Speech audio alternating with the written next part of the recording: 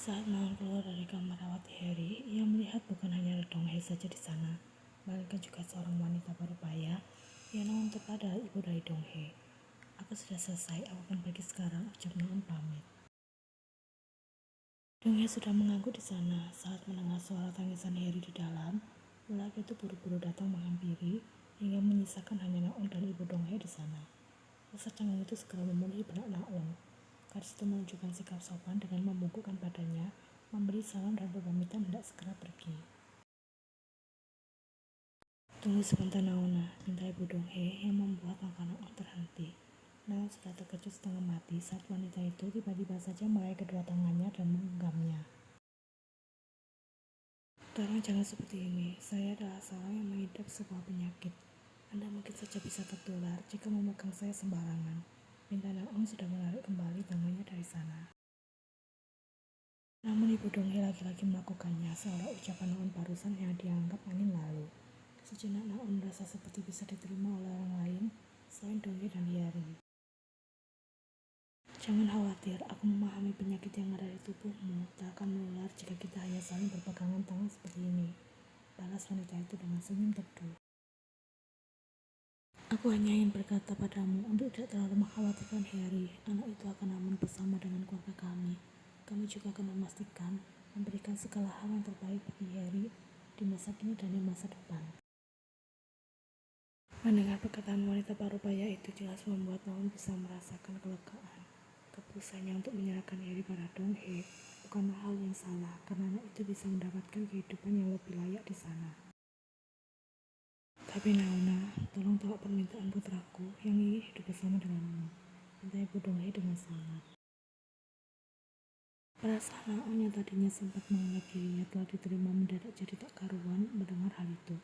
Meskipun sejak awal ia memang tak memiliki niatan untuk menerima tawaran Donghae agar mereka bisa hidup bersama. Naon sudah berpikir hal itu pasti akan sulit mengingat Donghae punya keluarga lain yang tak mungkin bisa menerima keadaan Naon apa adanya. Aku tahu kalian sudah melakukan kesalahan di masa lalu hingga Hyari hadir di dunia ini. Keluarga kami hanya bisa menerima sampai batas sini saja. Jika Donghae nekat hidup bersama denganmu, akan terjadi banyak sekali konflik yang membuat hubungan keluarga kami tak lagi harmonis. Itu sudah pasti terjadi dan Naon cukup sadar diri untuk tidak melakukannya karena keluarga Donghae sudah sangat baik menerima Hyari dengan tangan terbuka. Aku harap kau bisa mengerti dengan ucapanku ini Naona, kemau wanita itu. Naon sudah melepaskan kembali genggaman tangan ibu Donghae di sana. Anda jangan khawatir, saya sangat mengerti posisi serta keadaan saya saat ini. Bahkan sebelum Anda memintanya, saya sudah tak memiliki niatan untuk hidup bersama dengan putra Anda. Tentu saja Donghae adalah laki yang baik. Dia berhak mendapatkan wanita yang jauh lebih baik daripada saya, kemau Naon dengan perasaan terluka. Sejak dulu ia memang selalu tersisih dan tak pernah bisa diterima dengan tulus oleh orang-orang di sekitarnya, hingga ia tak pernah mengharapkan apa-apa dari orang lain dan lebih memilih untuk mengandalkan diri sendiri. Dari dulu sudah seperti itu. Syukurlah jika kau mengerti, Naona, balas wanita parubaya itu dengan perasaan lega. Ini akan menjadi kali pertama dan terakhir kalinya kita bertemu. Saya titip Harry, tolong jaga dia dengan baik. Saya permisi, Naon mengakhiri obrolan mereka dan pergi dari hadapan ibu Donghae setelah berpamitan. Ibu Donghae tak pernah merasa bersalah saat menyampaikan semua kalimat itu pada Naon. Itu adalah hal wajar yang dilakukan oleh para orang tua karena orang tua manapun akan membeli hal yang terbaik demi anak-anak mereka.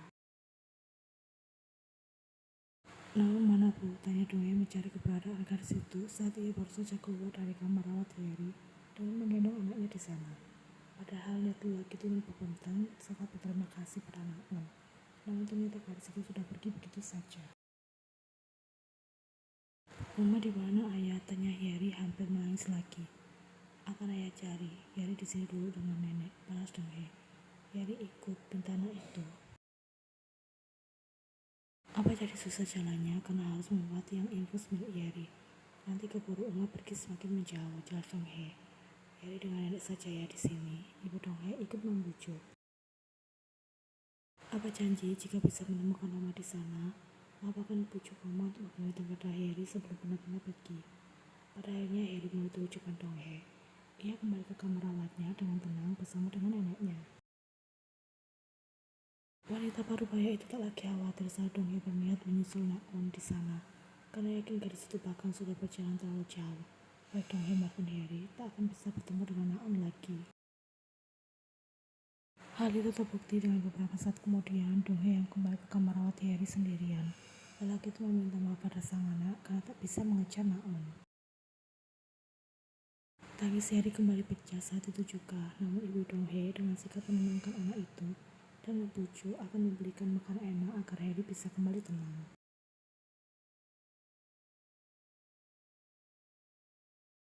Ibu jangan pandangi Taehyung seperti itu terus. Dia bisa saja penuhi buruk, tegur Yeon. Kenapa dia masih ada di sini? Tanya wanita parubaya itu. Ibu jangan khawatir, aku akan memohonkan Taehyung saat kantuknya sudah sedikit menghilang. Akhir-akhir ini Taehyung sibuk sekali dengan pekerjaannya, jadi biarkan dia istirahat sebentar lagi. Lagi pula berkendara dalam keadaan mengantuk kan berbahaya, jelas wanita itu pada sang ibu. Bangunkan dia, titah ibu Yeon. Bukankah tidak nyaman tidur di sofa seperti itu? Minta Taehyung pindah ke kamar, selanya. Yeon hampir merasa tak percaya mendengar ucapan sang ibu. Akhir-akhir ini ibunya juga sudah mulai mau memanggil nama Taehyung setelah sebelumnya tak pernah sudi untuk melakukannya. Sakit yang wanita itu derita kemarin adalah sebuah cobaan yang mengandung banyak berkah di dalamnya. Jika tak sakit, ibu Yeon pasti tak akan sudi pergi dan menginap di apartemen mereka. Karena sakit itu juga interaksi antara wanita itu bersama dengan Taehyung dan Sean secara perlahan mulai terjalin. Karena masih harus kontrak rumah sakit selama beberapa bulan ke depan, ibu Yeon bersedia untuk tinggal sementara dengan sang putri. Dengan alasan sebentar lagi istri Jisung akan segera melahirkan, lelaki itu pasti akan merasa kewalahan untuk mengurus istri, anak, serta ibunya sekaligus. Itu sebabnya Yeon yang mengambil alih merawat sang ibu, hingga benar-benar pulih. Meskipun kerap kali mendapatkan sambutan yang tak menyenangkan, Taehyung tak pernah ambil hati mengenai hal itu dan tetap berusaha menjalin hubungan yang baik dengan calon ibu mertuanya. Terbukti kini wanita parubaya itu sudah jarang mengomel saat Taehyung datang berkunjung untuk menemui Yeon dan Sean.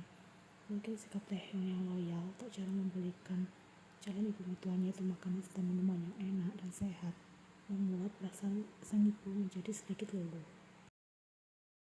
Taehyung akan benar-benar pulang jika kantuknya sudah menghilang, jadi ibu jangan khawatir, ucap Yeon sebelum menghampiri Taehyung di sana. Tentu saja ia harus pulang, kalian berdua kan sudah tak memiliki hubungan apa-apa lagi. Lagipula Taehyung juga sudah punya rumah sendiri, ucap ibu Yeon. Taehyung, bangunlah, lebih baik tidur di kamar daripada di sini. Di sini tidak terasa nyaman, nanti badanmu malah sakit semua. Yeon sudah memegang lembut pundak mantan suaminya itu hingga Taehyung melihat pelan dan terbangun. Apa sudah waktunya aku pulang? Aku masih sangat mengantuk, kumam lelaki itu dengan kedua mata yang nyaris tak berjam lagi. Ibu memintamu pindah ke kamar agar bisa tidur dengan nyaman, balas Yeon. Iya, sudah sana, segera pindah, titah wanita itu. Meskipun masih sangat mengantuk, Taehyung mengerti ucapan Yeon. Laki itu juga minta izin pada calon ibu mertuanya untuk tidur di sana. Jangan menginap di sini, jam berapapun itu kau harus pulang ke kediamanmu sendiri, ucap wanita parubaya itu. Aku mengerti bu, balas Taehyung yang kemudian pergi memasuki kamar. Kenapa Taehyung tidak boleh menginap? Bagaimana kalau kantuknya belum juga mereda? Hingga pagi menjelang, tanya Yeon setelah ia duduk di samping ibunya yang masih asik menonton siaran TV. Kalau begitu jangan tidur di kamar, tidurlah dengan Seon saja, titah ibunya tanpa mengalihkan pandangannya dari acara yang sedang tayang di TV. Baiklah, aku akan pergi ke kamar Seon saja jika sudah mengantuk, balas Yeon. Anaknya itu juga baru saja tertidur setengah jam yang lalu setelah Taehyung menemaninya di sana. Ada aku di sini, jadi kau dan Taehyung jangan pernah berpikir untuk bersikap macam-macam. Macam-macam apanya? Kami bahkan hanya diam dan bertemu jika ada hal yang berhubungan dengan Seon. Wanita parubaya itu lantas mencibir tak percaya mendengar ucapan sang putri. Ini sudah cukup malam, ibu harus segera pergi tidur, ucap Yeon mengingatkan. Bagaimana dengan Taehyung? Aku akan mengirimkan sebuah pesan padanya dan meminta ia untuk mengantarkan aku saat hendak pulang nanti. Karena aku juga sudah mengantuk dan akan pergi ke kamar Seon. Baiklah kalau begitu, ayo kita pergi tidur, balas ibu Yeon menurut. Pukul 1 dini hari ketika Ian terbangun, ia tidak menemukan pesan balasan dari Taehyung hingga membuatnya berinisiatif untuk pergi melihat lelaki itu di kamar sebelah. Setelah pintu terbuka, Ian bisa melihat Taehyung yang masih tertidur di sana. Meskipun kamar ini dulu pernah menjadi milik mereka berdua, namun baru kali ini Ian bisa menemukan Taehyung tidur dengan pulas di sana setelah sekian lama. Karena lelaki itu jarang sekali menjadikan tempat ini sebagai tempat beristirahat dan lebih memilih untuk membiarkan Ian tidur sendirian di sini. Taehyung, ibu bilang kau harus pulang. Wanita itu mencoba untuk membangunkan sang mantan suami demi menuruti perintah ibunya yang mengharuskan Taehyung pulang jam berapapun itu. Apa ini sudah pagi? 5 menit lagi, kumam Taehyung. Aku sudah mengirim pesan pada BBO jika hari ini aku akan menginap di sini.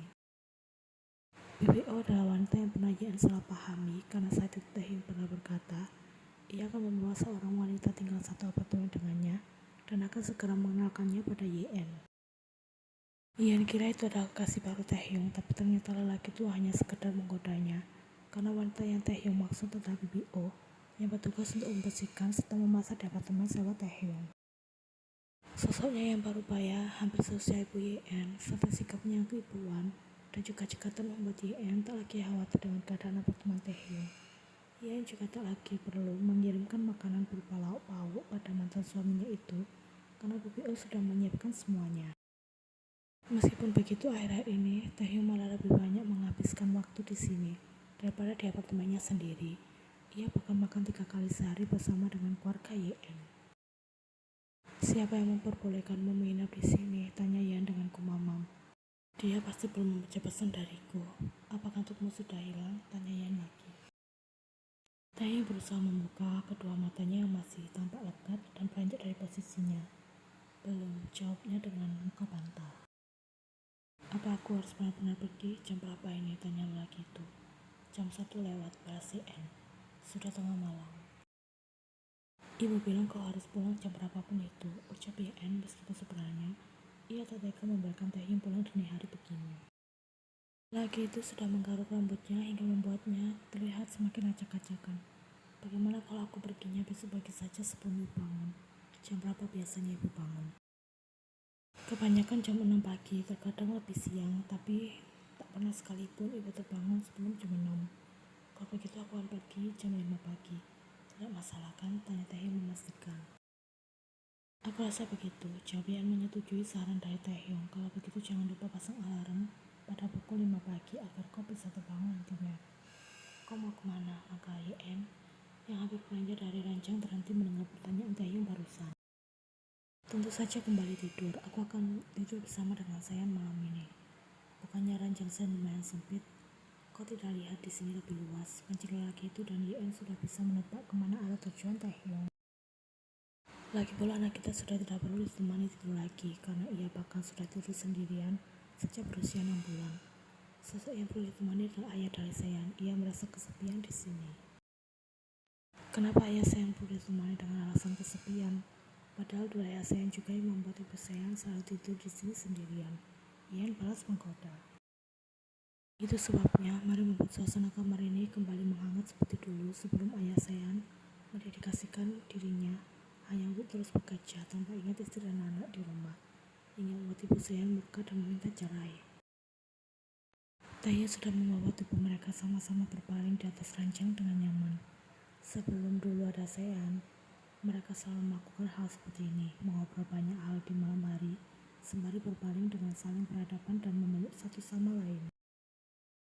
Kau berani menjadikan keputusanku saat itu menjadi candaan karena sekarang aku sudah bisa menerimamu kembali, tanya Yeon dengan raut sebal. Itu bukan candaan Yena, melainkan pelajaran hidup yang sangat berharga bagiku.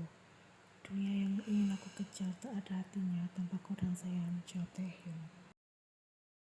Terima kasih karena sudah menjadi wanita dewasa yang selalu mengertiku.